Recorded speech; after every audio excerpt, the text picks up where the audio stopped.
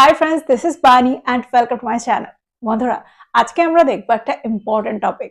আমরা সেন্টেন্সে প্রায় সেম, সেমড, সেমস, আবার seem to be, seem to have এই স্ট্রাকচারগুলো ব্যবহার হতে দেখি।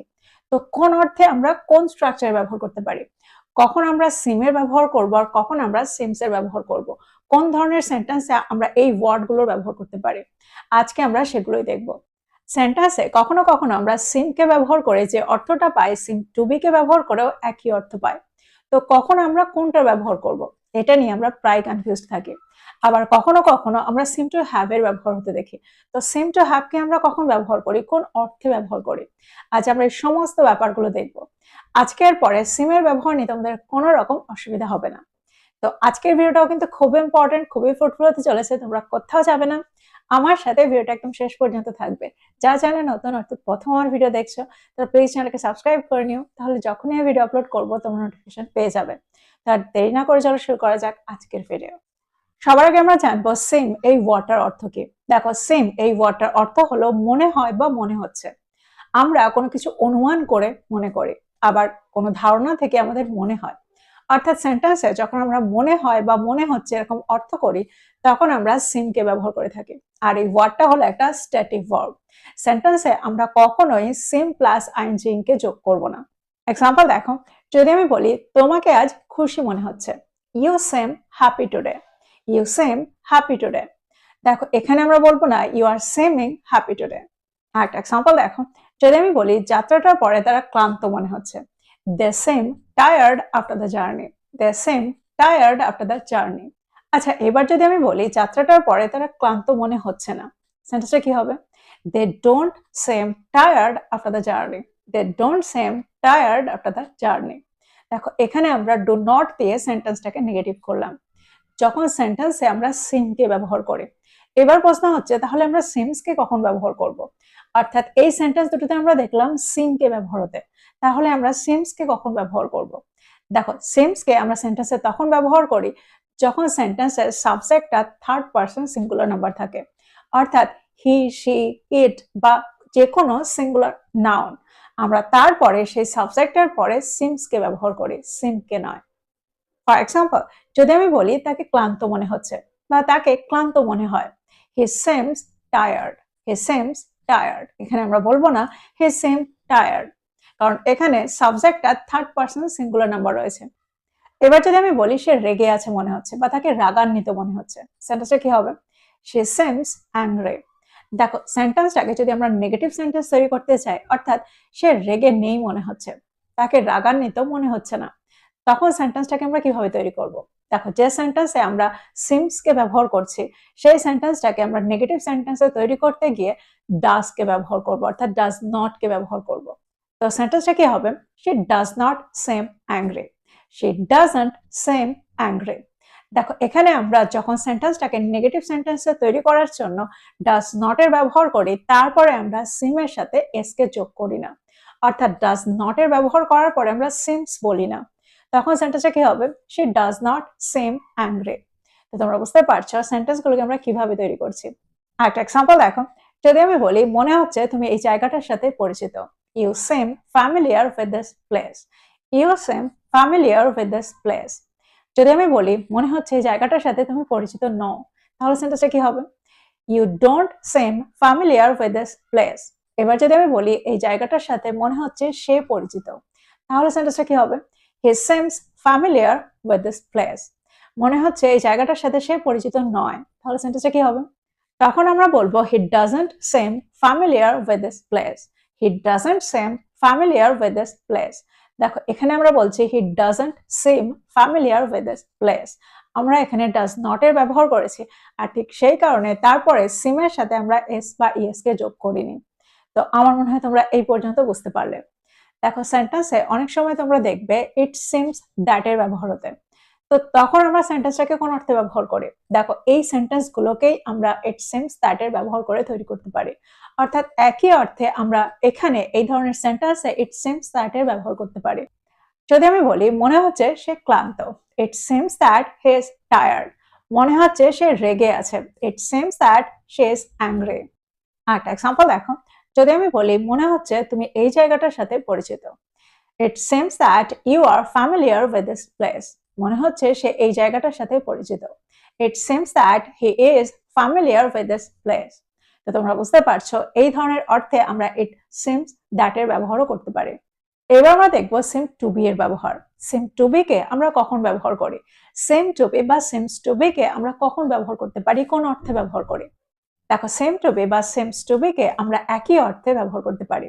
অর্থাৎ এই সেন্টেন্স গুলোকে আমরা যে অর্থে ব্যবহার করেছি সিম টু বি কেও আমরা একই অর্থে ব্যবহার করতে পারি। যদি আমি বলি যাত্রাটার পর তারা ক্লান্ত মনে হচ্ছে, they seem to be tired after the journey. They seem to be tired after the journey.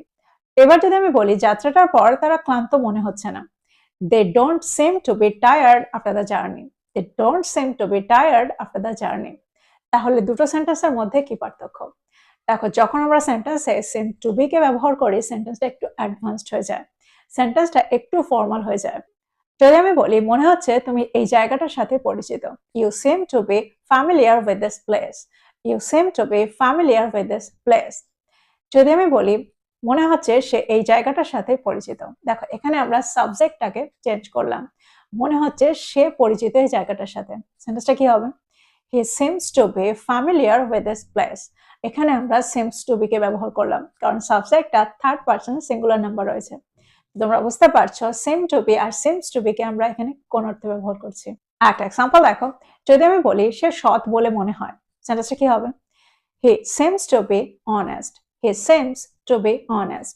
একটা এক্সাম্পল দেখো, যদি আমি বলি সে সৎ বলে মনে হয় বা তাকে সৎ বলে মনে হচ্ছে, সেন্টেন্সটা কি হবে? He seems to be honest.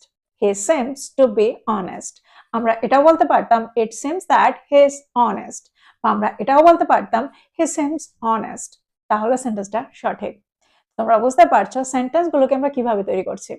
আমরা it seems that এই স্ট্রাকচারটা ব্যবহারও ক্যাজুয়াল সেন্টেন্সেই করে থাকি। এবার আমরা দেখবো seem to be এর অন্য আরেকটা ব্যবহার। দেখো, আমরা সেন্টেন্সে প্রায় ব্যবহার হতে দেখি seem to be plus verb plus ing ing। That means seem to be plus gerund এর ব্যবহার। তো এই স্ট্রাকচারটাকে আমরা কোন অর্থে ব্যবহার করি? দেখো, সেন্টেন্সে যখন আমরা অর্থ করব কোনো একটা কাজ এখন চলছে, কোন একটা কাজ হয়তো চলছে, বা কোনো একটা ঘটনা হয়তো ঘটছে, এরকম অর্থে আমরা সেন্টেন্সের স্ট্রাকচারটাকে ব্যবহার করতে পারি। এক্সাম্পল দেখো, যদি আমি বলি মনে হচ্ছে সে কারোর জন্য অপেক্ষা করছে, he seems to be waiting for someone.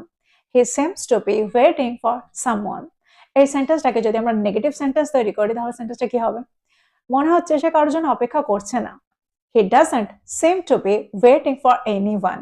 He doesn't seem to be waiting for anyone. একটা এক্সাম্পল দেখো, যদি আমি বলি মনে হচ্ছে তারা সমস্যাটা নিয়ে আলোচনা করছে, they seem to be discussing the problem. They seem to be discussing the problem. মনে হচ্ছে তারা সমস্যাটা নিয়ে আলোচনা করছে না, they don't seem to be discussing the problem. একটা এক্সাম্পল দেখো, যদি আমি বলি মনে হচ্ছে সে পরীক্ষাটার জন্য প্রস্তুতি নিচ্ছে, she seems to be preparing for the exam. She seems to be preparing for the exam. যদি আমি বলি মনে হচ্ছে সে পরীক্ষাটার জন্য প্রস্তুতি নিচ্ছে না, she doesn't seem to be preparing for the exam. She doesn't seem to be preparing for the exam. তো আমার মনে হয় তোমরা স্ট্রাকচারটাকেও বুঝতে পারলে। সেন্টেন্সে আমরা seem to be plus verb plus ing ing কি করে ব্যবহার করছি। দেখো, এই সেন্টেন্সগুলোকে যদি আমরা পাস্ট টেন্সে নিয়ে যাই তাহলে আমরা সেম বা সেমস এর জায়গায় seemed এর ব্যবহার করি। এক্সাম্পল দেখো, যদি আমি বলি তাকে গতকাল নার্ভাস মনে হচ্ছিল, he seemed to be nervous yesterday. He seemed to be nervous yesterday. তাকে গতকাল নার্ভাস মনে হচ্ছিল। তো মনে হচ্ছিল বা মনে হয়েছিল এরকম অর্থে আমরা সেন্টেন্সে seemed কে ব্যবহার করি। একটা এক্সাম্পল দেখো, যদি আমি বলি পরিকল্পনাটা তখন নিখুঁত বলে মনে হচ্ছিল, the plan seemed perfect at the time. The plan seemed perfect at that time. এটাকে আমরা এই সেন্টেন্সটাকে আমরা এভাবে বলতে পারি, the plan seemed to be perfect at that time. The plan seemed to be perfect at that time. তো তোমরা বুঝতে পারছো সেন্টেন্সে আমরা seemed কে কোন অর্থে ব্যবহার করছি। সেন্টেন্সগুলো যখন পাস্ট টেন্সে থাকছে তখন আমরা seemed কে ব্যবহার করে থাকি। তো এক্সাম্পলগুলোর মধ্যে দিয়ে আমার মনে হয় তোমরা বুঝতে পারছো seem, seemed, seem to be, seems to be এই স্ট্রাকচারগুলোকে আমরা কিভাবে ব্যবহার করি, কোন অর্থে ব্যবহার করি। এবার আমরা দেখব seem to have বা seems to have। দেখো, সেন্টেন্সে আমরা প্রায় seem to have বা seems to have প্লাস নাউনের ব্যবহার হতে দেখি। সেন্টেন্সে যখন আমরা অর্থ করব মনে হচ্ছে কারো কাছে কিছু আছে, এরকম অর্থে আমরা সেন্টেন্সের স্ট্রাকচারটাকে ব্যবহার করে থাকি। দ্যাট মিনস মনে হচ্ছে তার কাছে অনেক টাকা আছে, মনে হচ্ছে তার কাছে একটা ল্যাপটপ আছে, মনে হচ্ছে তার কাছে একটা স্মার্টফোন আছে। তো এরকম অর্থে আমরা সেন্টেন্সের স্ট্রাকচারটাকে ব্যবহার করতে পারি। কারো কাছে কিছু আছে, same to have plus noun. Example দেখো, যদি আমি বলি এই ছাত্রটির আত্মবিশ্বাস আছে বলে মনে হচ্ছে, this student seems to have confidence. This student seems to have confidence. দেখো এখানে আমরা সিমস এর ব্যবহার কেন করলাম, কারণ সাবজেক্টটা থার্ড পারসন সিঙ্গুলার নাম্বার, আর ঠিক সেই কারণে আমরা সিমস কে ব্যবহার করলাম, সিমকে নয়। একটা এক্সাম্পল দেখো, যদি আমি বলি তার সত্যিটা বলার সাহস আছে বলে মনে হচ্ছে, she seems to have courage to speak the truth. she seems to have courage to speak the truth. যদি আমি বলি তাদের সত্যিটা বলার সাহস আছে বলে মনে হচ্ছে, এখানে আমরা দে সিম বলবো, এখানে আমরা দে সিমস বলবো না, কারণ সাবজেক্টটা থার্ড পারসন সিঙ্গুলার নাম্বার নয়, সাবজেক্টটা plural number. They seem to have courage to speak the truth. They seem to have courage to speak the truth. তো তোমরা বুঝতে পারছো সেন্টেন্সে আমরা সিম টু হ্যাভ বা সিমস টু হ্যাভ প্লাস নাউনের ব্যবহার কোন অর্থে করছি। এবার আমরা দেখবো সিম টু হ্যাভ বা seems to have plus V3 ব্যবহার। দেখো এটা পারফেক্ট টেন্সের স্ট্রাকচারে তৈরি, অর্থাৎ আমরা যখন অর্থ করি কোনো কিছু, কোনো ঘটনা ঘটে গেছে বলে মনে হয় বা মনে হচ্ছে, এরকম অর্থে আমরা সেন্টেন্সের স্ট্রাকচারটাকে ব্যবহার করি। আমি একটা ভুল করেছি বলে মনে হচ্ছে, সে জায়গাটার নাম ভুলে গেছে বলে মনে হচ্ছে। তো কোনো ঘটনা অতীতে ঘটে গেছে বলে মনে হচ্ছে, কিন্তু পুরোপুরি নিশ্চিত নই, এরকম অর্থে আমরা সেন্টেন্সের স্ট্রাকচারটাকে ব্যবহার করে থাকি। এক্সাম্পল দেখো, যদি আমি বলি সে আমার নামটা ভুলে গেছে বলে মনে হচ্ছে, she seems to have forgotten my name. she seems to have forgotten my name. সে আমার নামটা ভুলে গেছে। এই সেন্টেন্সটাকে আমরা কিভাবে তৈরি করব? she has forgotten my name. কিন্তু যদি আমি বলি মনে হচ্ছে সে আমার নামটা ভুলে গেছে, তাহলে সেন্টেন্সটা কি হবে? she seems to have forgotten my name. একটা এক্সাম্পল দেখো, যদি আমি বলি সে তাড়াতাড়ি চলে গেছে বলে মনে হয় বা সে তাড়াতাড়ি চলে গেছে বলে মনে হচ্ছে, she seems to have left early. she seems to have left early. যদি আমি বলি তারা তাড়াতাড়ি চলে গেছে বলে মনে হচ্ছে, they seem to have left early. যদি আমি বলি তারা তাড়াতাড়ি চলে গেছে, they have left early, বা সে তাড়াতাড়ি চলে গেছে, she has left early.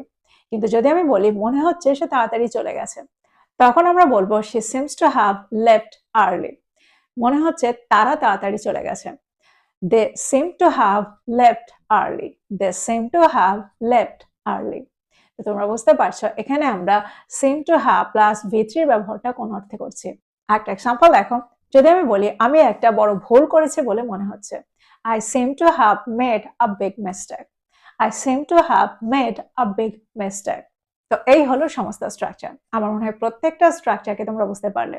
আমরা সেন্টেন্সে সিম বা সিমস কে কোন অর্থে ব্যবহার করছি, সিমড কে আমরা কোন অর্থে ব্যবহার করছি, আবার সিম টু বি আর সিম টু হ্যাভ কে আমরা কখন ব্যবহার করতে পারি। তো প্রত্যেকটা স্ট্রাকচারকে নোট ডাউন করো আর এগুলো দিয়ে প্রচুর সেন্টেন্স তৈরি করো আর সেগুলোকে প্রতিদিনের কনভারসেশনে ইনক্লুড করো। আর ভিডিওটা ভালো লেগে থাকলে লাইক করতে ভুলে যেও না, বন্ধুদেরকে শেয়ার করো যারা ইংরেজি শিখছে। So this is all about today. I will be back with another video. Till then, take care. Thank you for watching this video. Bye bye.